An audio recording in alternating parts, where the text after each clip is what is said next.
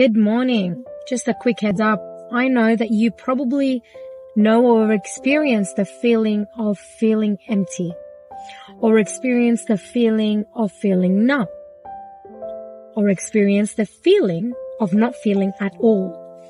Either way, if you've experienced not having that bodily experience in a moment of shock trauma, complex trauma, PTSD, severe case of anxiety, it's because your body is trying to respond and protect you in such a way that it disconnects from the human self as it's a formation field of protection. But when that happens, you lose a little part of you in the process. And if it happens over and over, you become so great at losing parts of you that many parts get lost, and you become very disorientated with your speech, with your attendance. So you might attend a place or a party or work, but you're there and not there. And by the time you get home to recall what happened, you'll forget a lot of the parts of what actually did happen. And that's because you've become so disassociated from your human self because of the shock traumas and the numbness, or the things that you have witnessed in your life, or the things that maybe you just haven't witnessed and you don't know how to cope and deal with. And so you've created, to some point, not that you've created in a bad way, but you've created something within yourself to protect yourself. And so your body disconnects. Just like a plug.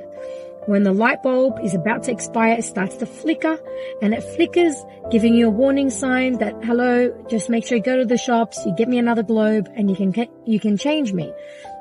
And so the body gives you these warning signs over and over until the light switches off. And when I say the light switches off,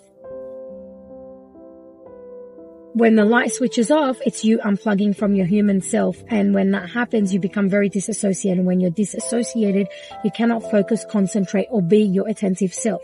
You don't know how to live in the present moment because you're either living in the whirlpool of your past, unconsciously or consciously, doesn't really matter, but you're there, or you're living in the whirlpool of your future. So you become very overwhelmed, a little bit lost in your thoughts, where you don't know what's really happening.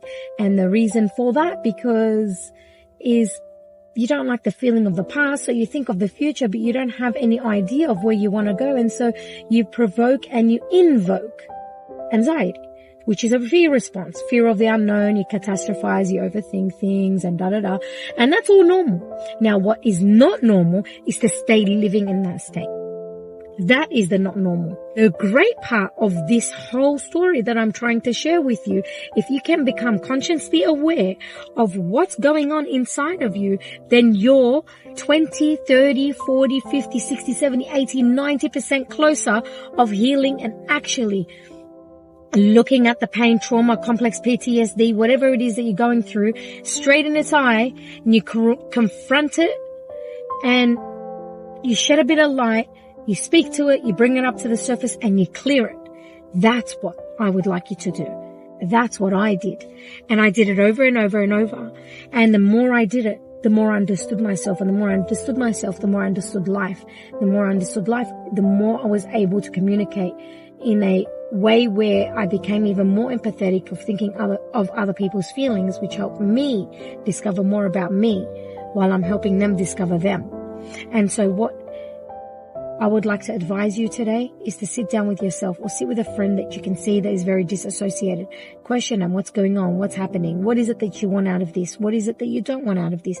And the reason why I'm saying that is you need to ask the right questions. It's not the whys so much as it's, what would you like? How would you like to live your life?